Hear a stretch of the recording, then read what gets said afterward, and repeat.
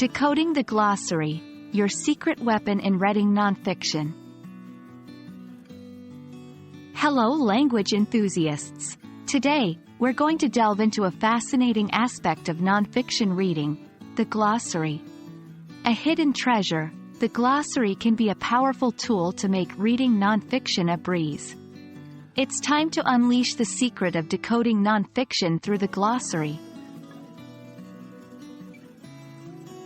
In the realm of nonfiction, a glossary is a specialized sort of dictionary included within a book or a document. Unlike a regular dictionary that defines almost every word under the sun, a glossary is focused.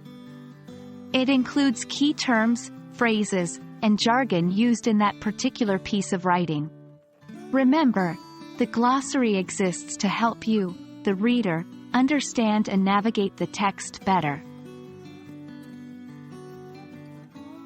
Spotting a glossary isn't rocket science. It's typically located at the end of a book or document, following the main content but before any appendices or indexes. Sometimes, it might be placed at the end of each chapter if the content is quite technical or uses a lot of unique terminology.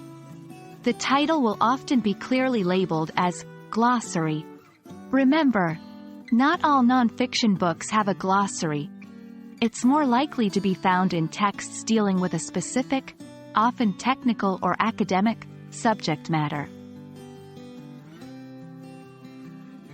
Once you've located the glossary, it's time to put it to good use.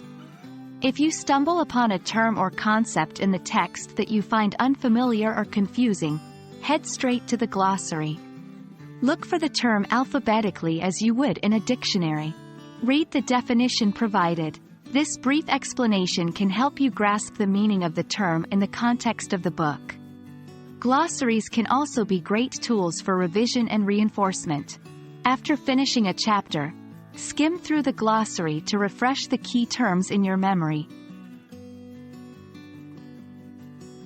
Understanding a glossary can significantly enhance your comprehension of nonfiction texts. It can save you from the interruptions of looking up unfamiliar terms elsewhere, keeping your reading smooth.